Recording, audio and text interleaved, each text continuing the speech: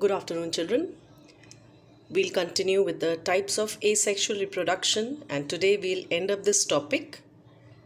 Last time I'd stopped on the conidia, which are a special feature of spores found in Penicillium and Aspergillus. The fourth type of the spore formation is seen by the formation of chlamydospores. These are resting spores with thick and resistant covering, and these are formed from the hyphal cells typical of the fungus Rhizopus or the bread mold. The fifth variety of the spores that are formed by sporulation is Oidea or arthrospores. These are especially seen in Mucor and Rhizopus, and they are formed by the direct clubbing of hyphae of certain fungi. The hyphae, they break up into pieces which form spores, and such hyphae have been seen to do this in presence of special salts, sugar, and water. So Oidea or arthrospores are found only in certain fungi. And finally, the conidiosporangia. This word, as you can see, is made up of conidia as well as zoosporangia. The reason is their members, that is albugo and phytophthora, they behave in a dual way or a method. That is conidia, they behave when in dry weather, whereas zoosporangia, they behave in a wet condition. Examples, they are non-motile and they function as both. So with that, children, today we bring to an end of the topic that I started last time, that was about types of asexual reproduction, which is completed with the conidiosporangia. Today's new topic, to move further with the same chapter on reproduction in organisms.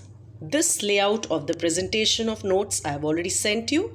Once again, for those who haven't got it, may write it down, because this is to be clubbed up with your notes. The topic begins as a fresh topic today: vegetative propagation in plants. Now, what is vegetative propagation? Usually, children, look towards this side. Suppose you want to grow a new tree or a plant in your garden. The conventional method is we take the seeds and sow it at a respective depth into the soil. Water it well, and a week's time or 10 days, we get the rootlets and the stem growing out. This is the age-old method. But what we are starting today, vegetative propagation, does not use this method. This method means growing of plants by vegetative parts of the body. Propagate means to grow through vegetative parts of the plant, that is everything except the seeds. That could be roots, stems, leaves. Like look on to this side. Suppose this is a normal complete plant. So in this case, you may use the portion of flower or the stem, leaf, roots, buds, or maybe the floral buds. We'll talk about this, bulbils, etc. But not the seeds. So to grow a plant by any part of the plant, to grow a new plant by any part of the parent plant except the seeds, is called vegetative propagation. And the parts that we use, they are called as vegetative propagules. So it's here, vegetative propagules. The units of vegetative propagation like runner, sucker, rhizome, tuber, bulb, etc., which give rise to new plants, they're called vegetative propagules. Right? Now, where is this vegetative propagation normally seen? It is seen in several angiosperms. Angiosperms, which you have learnt earlier as the flowering plants, right? And they may be aquatic or terrestrial. usually both, sometimes that we see vegetative propagation. Now, what are the methods or types of vegetative propagation?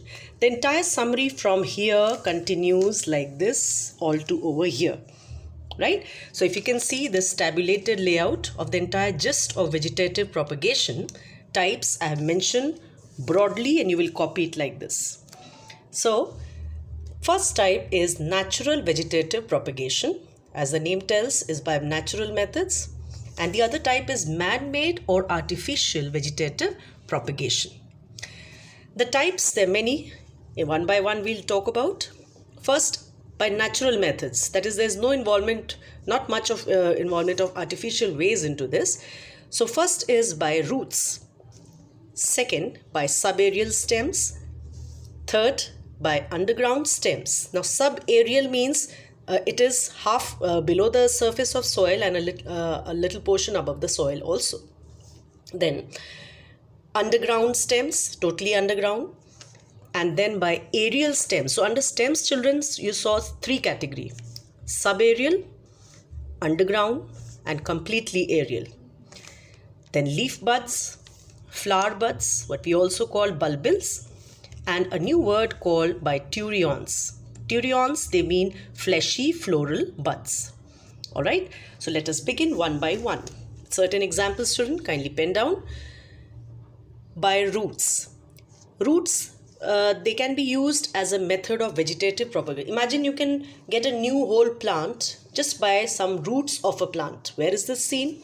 Sweet potato, dahlia, guava, and asparagus, etc. Now herein, look at this diagram. This is vegetative propagation of roots in a sweet potato. You can see there's a tuberous root or a swollen portion showing adventitious buds. These adventitious buds can grow into a new plant. So this is what we mean, growing a new plant by vegetative propagation by roots. Subaerial stems. Subaerial stems can be studied further under three headings: runners, suckers, stolons, and offset. They all are different from each other in some way or the other. First, please look at these that I'll show you here. These are the four diagrams. You can see clearly runner, sucker, stolen, and offset. Runner is specially seen in the lawn grass. Normal lawn grass, which we see usually even in our schools and colleges. So this is scientifically known as doob grass or Cynodon dactylon. So it's a scientific name. Now, what is special about runner, children? In this, you can see nodes present at various regions. Now, what is a node? It is the point where you can see the roots emerging out at this bottom, and at the same time the plants can be seen at the top. So this is one node, this is another node. Runner is a stem which is subaerial. As you can see, this runs for some distance, strikes out plants at a good distance, and after some time this can be separated or it grows as an individual plant. So this stem is specially called as a runner. The best example is the lawn grass, as I told you, Cynodon. What is the second one? What is a sucker? This is specially seen in mint and pineapple. So sucker is specially different from the previous one because here, if you can see, the stem is running, or the subaerial stem arises from the basal underground portion of the stem. Now this is the soil level. So the stem is arising from the underground portion of soil level, grows obliquely for some distance, and then comes out into the air. Then further, this can be separated. This can get separated, forming a totally new plant, and this arises from the basal portion of the underground stem. Very commonly seen in mint as well as pineapple. Coming to the third, children, the stolen. Now try to look at the difference between sucker and stolen. What is a very common difference is, look here. First here the stem came out under the soil and then came up. Here it is just opposite. what? The stem comes out above the ground surface and then comes down to the soil. That is, stolon, it is like runner, the previous one, the first one rather, but it arises from the base of the stem. First grows obliquely and then bends down to the ground, forming roots at the tip of the bottom of this portion and terminal bud which grows into daughter plant. This can be seen clearly in examples like strawberry. So from this table, the stolons, they're commonly seen in strawberry. So I hope this is clear, children. Previous one, once again, this had grown obliquely and then come into the air, whereas this had first grown as a lateral branch obliquely upwards from the soil level and then comes down to the soil as roots. Coming to the last type of subaerial stems, offset. Offset, it is a short, stout, thick and slender condensed runner. So more or less this is like the first one, but it is stout and condensed. The apex of the branch curves upwards, forming cluster of leaves. You can see there's a group of leaves and then the branch breaks off from the parent plant, creating a totally new plant. This plant is called as water hyacinth or Eichhornia crassipes. The scientific name written here, offset by Eichhornia, that is the terror of Bengal. It's a very nice story behind here why this is called as the terror of Bengal or water hyacinth. See, basically, this I'll give you once again to write out today. Terror of Bengal, why it is called as Eichhornia crassipes or the water hyacinth. See, first and foremost, this is a free-floating hydrophyte. There's a plant which grows in water. Broad, thick, glossy, that means shiny leaves and beautiful flowers. And for the same reason, it was brought from America, South America for the first time to India, which is typically native of South America, children. Native to tropical and subtropical South America. The leaves sometimes can be 1 meter in height.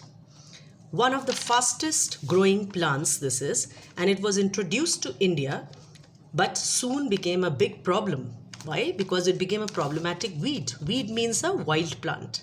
The reason was it drained out oxygen from water bodies, killing a large number of fish, right? And this was the main reason to cause fish scarcity in Bengal. Now, as we know, the staple population in Bengal, they are dependent on fish.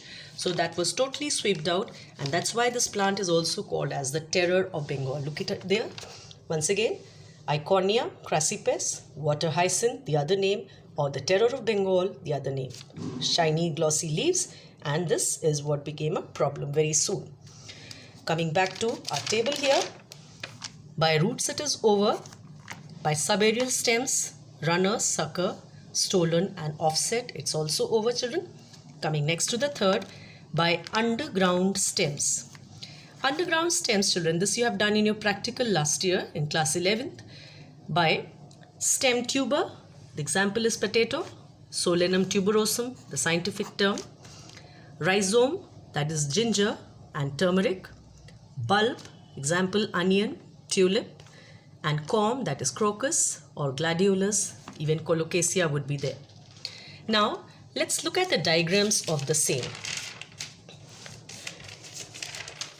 Here, these are vegetative propagation by underground stems. Look at a potato. Solanum tuberosum. All of us have seen potato as a normal vegetable in our homes. It has portions like these, that is, this structure. Now this structure looks like an eye and it is also called eye. But the dot that is over here is axillary bud. Whereas this is a scale leaf. So the assembly of scale leaf and axillary bud is called as an eye. And you'll be surprised to know if you cut a potato containing an eye and sow it into the soil, we get a totally new plant. So from one piece of potato, as many number of eyes, so many plants can be grown. And that is why it is called as a means of vegetative propagation. Coming to ginger, that is rhizome. Rhizome is a horizontal growing underground stem brown in color because the scale leaf is there. Then we can see a better diagram. Look there. There are prominent lines that you call as nodes, and the distance between two nodes we call as internode. The brown covering which we peel off during consumption, it is called as a scale leaf. And at the tips there are buds which have the capacity of growing into new plants. So that's an underground stem of ginger or rhizome. Coming back to the third, that is bulb. So for an onion, this yellow portion which is not eaten, usually thrown off, is a condensed stem, children, with axillary roots at the bottom and terminal bud which is here, surrounded by the side ones which are axillary bud, and buds, all of them, they have the power of growing. The outer leaves called as the dry scale leaves and the inner ones called fleshy scale leaves. And finally the last one, that is corm or colocasia. It is something like this over here, children. These are the scale leaves, the adventitious roots, and this, as you can see, is growing into a new plant. So this is also called as corm of elephant's foot, this one, E. Corm of elephant's foot that is there and has the capacity of growing into flowering shoots. So back to our table, the underground stem also gets over. I hope you're following, children. Any problems, you can always ask me through your text. Coming next, by the fourth method, by aerial stems. That is a very common thing by Opuntia or the cactus, in which you can see the modified stem, and sometimes if a portion of it falls on the ground, it breaks, it starts originating into new plant. Opuntia looks like this, cactus what you call, modified leaves, and a portion containing the bud when falls on the ground can grow into a new plant. Fifth method, by leaf buds. This is what I have shown you, children. The thick leathery leaf of Bryophyllum and Begonia, the other plant. The leaves, they have specially formed buds at the terminal margins or the tapering margins over here, and due to the weight, whenever they fall down, they can grow into new plants. So this is by method of growing new plants by the leaves. Sixth one, by floral buds or the flower buds called bulbils, and this is very commonly seen in plants like globa, agave, etc. I'll show you the plants here. This is the plant of globa. You can see the bulbils or the floral buds occurring on the inflorescence, and they have the capacity of growing into a new plant and separated from the parent. This is an agave plant, and this is what the bulbils again when separated. Another two commonly seen plants, oxalis, and this is can be imagined as a group of floral buds which can be separated and forming multicellular, forming new plants. Then the last one under the natural vegetative propagation, it is turions. Turions, they are fleshy floral buds. So bulbil, I think you've heard earlier, but turions you may not. These mean fleshy floral buds, and they can be seen in Utricularia, another plant called as Pomatogeton. Turions, the definition says, it's been derived from a Latin word turio, which means shoot, a fleshy floral bud that is capable of growing into a complete plant. Some plants produce them as resistant structures during unfavorable conditions for perennation. Example, in seasons like drought resistance or for frost that is damage, to overcome that, certain plants produce them called as turions. So this is over. So today, just now we have started with vegetative propagation. I told you how this is by the vegetative parts, children. Then I told you types of vegetative propagation, natural and man-made or artificial. Then further, natural I told you by 7 methods, by roots, subaerial stems, by underground stems, aerial stems, leaf buds, flower buds, and by turions. With all these examples, this portion is complete. Vegetative propagules I told you, the portions of plant that can be used as vegetative parts, giving rise to a new plant. Various examples, children, you must pen down. Now moving on to the artificial or man-made vegetative propagation. This is by 4 methods: cutting, grafting, layering, and tissue culture or micro-propagation. Cutting is a very common method, children, of growing plants. Some 20 to 30 centimeter of plant part, especially stem, root and leaf is cut and it is sown into the moist soil. Stem cutting can be seen in rose, root cutting in tamarind, and leaf cutting in snake plant, also called as sansevieria. Right? Then, the cutting of plants is a very common method seen into the plants or gardens, where the gardeners, they use it to grow plants, and there are certain root hormones used for this, because whatever portion has to be used for cutting is treated with rooting hormone called as IBA or NAA, and with that the rooting is enhanced. Coming to the second method called as grafting. Grafting, children, is a method in which two portions of two different plants are taken. For example, there are various types of grafting. Whip grafting, which looks like this: an irregular oblique cut is made between two plants. Pink depicts one plant, blue depicts another. Right? Cleft grafting, also called wedge grafting. In this, especially, the shape is fixed, that is a V-shaped notch is created. Crown grafting, into which a broad, that is lower portion is there. Now, lower portion is called as stalk, and the upper portion, which is what is brought from another plant, is called as scion. Lower portion is always the rooted stalk, children. This you have to imagine, right? The leaves are removed, buds are removed, and a foreign portion of a new plant with desired qualities, especially with their better quality of fruits. And the lower portions selected is by means of resistant to diseases. Sometimes they have deep rooting system, that is preferably selected. Both of them, they are tied up in intimate connection, and they are made to make connected with two different qualities.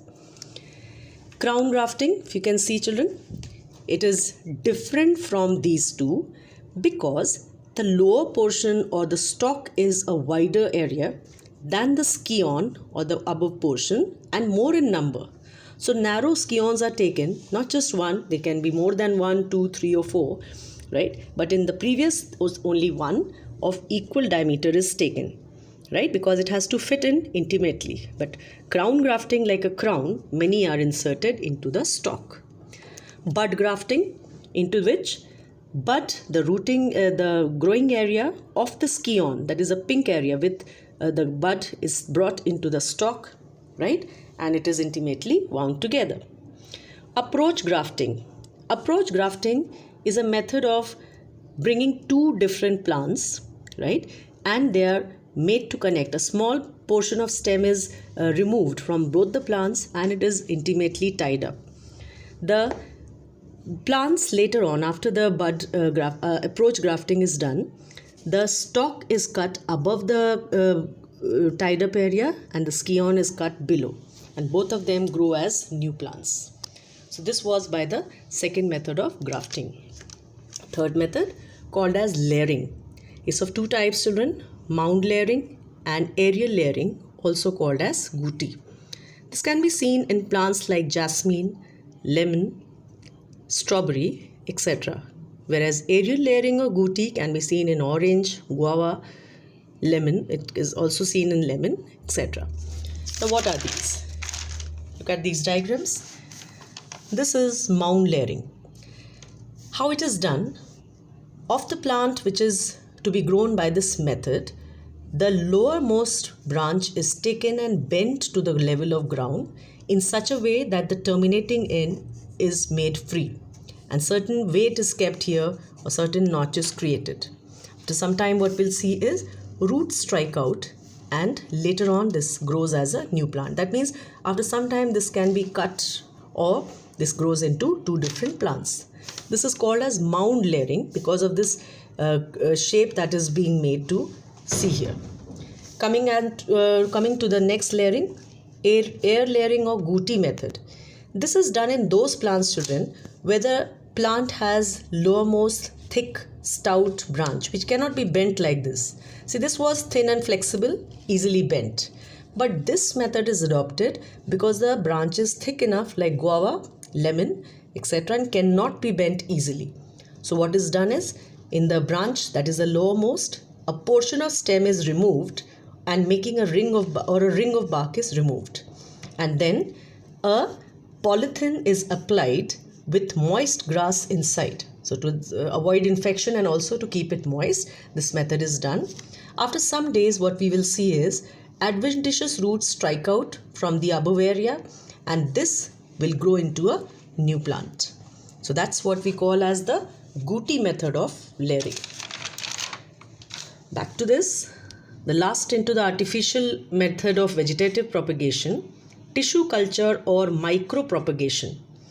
This is seen in plants like orchids, gladiolus and many more ornamentals. What it is?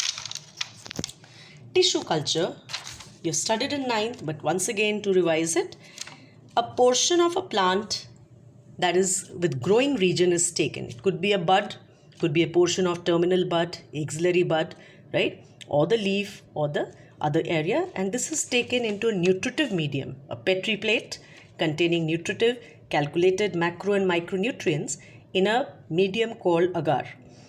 And then whatever portion is taken is called as explant. After some days, it's seen that with the proper nutrition being provided to the growing piece, it will grow into an irregular mass called callus. And then finally, young plantlets can be seen into the Petri dish, which can be later removed and grown into nurseries or soil. This is the growth by micropropagation or tissue culture. Micro means a small portion of the plant and propagate means to grow. What does it mean? That a small portion of the plant is made to grow into complete new tree. And that is why it is called as tissue culture or micropropagation. So I hope this is clear, children. We have completed natural as well as artificial man-made vegetative propagation, cutting, layering, grafting, layering and tissue culture. All the types by stem cutting, root cutting, leaf cutting, then grafting by whip, cleft, crown, bud or approach grafting, and layering by mound or aerial layering. These details you will please write down, children. Definition of Turion, then Terror of Bengal, what I told you, details about tissue culture. There's a difference between bulb and bulbil. Bulb, children, for example, tuber, the potato, is an underground stem, whereas bulbil is a modified aerial stem. So this is the biggest difference. Both are stem, that's a similarity, but this is an underground stem modification, whereas this is an aerial stem. Then this is a disc shaped, that is bulb like an onion is a disc shaped or a small conical structure, whereas bulbil is a multicellular and globular structure, right? Bulb is a condensed shoot, that is this part was a condensed shoot or a stem, this yellow portion, and this is a vegetative floral bud, the axil of leaf, that is modified into bulbil. To end up today's part, children, we'll close up with the advantages and disadvantages of vegetative propagation. This is a very commonly adopted and a very faster method. Why? First, it is a cheaper method, rapid process or a rapid means of obtaining plants, very convenient and easy. The plants obtained are disease free because they can be grown from the parent plant after selection. Then plants which do not form viable means living seeds, right? So some plants cannot form living seeds. They can also be obtained by this method, like banana, grapes, oranges, etc. Effects of environment or chemicals can be easily studied on the plants. Then good quality of species are maintained. Exact qualities of parents can be made to continue in the plants obtained. And GM plants, that is genetically modified plants, also what you call as transgenic plants, they can be which may be sterile. Sterile means unproductive, can also be multiplied. So the transgenic plants or the GM plants which are sterile or barren or unproductive can also be multiplied by any part of the plant. And certain disadvantages also, children. If there's something good, then there's something bad also in this method. That is, no new varieties are produced because the parent gene pool is same thing that is maintained therein. Leads to overcrowding of plants, leading to shortage of food, space and light. And plants lose their vigor or their growth vigor, what we also call as hybrid vigor, when they are grown repeatedly by this method. So I hope you understood, children. Today I have completed with the vegetative propagation in plants, and this is the middle portion of your first chapter. Next time we'll start with our last topic in this chapter, and that will be sexual reproduction. This will be my next topic with you. I am sending the images of these notes, children, once again. Please write it down and make sure that you follow the text. Thank you.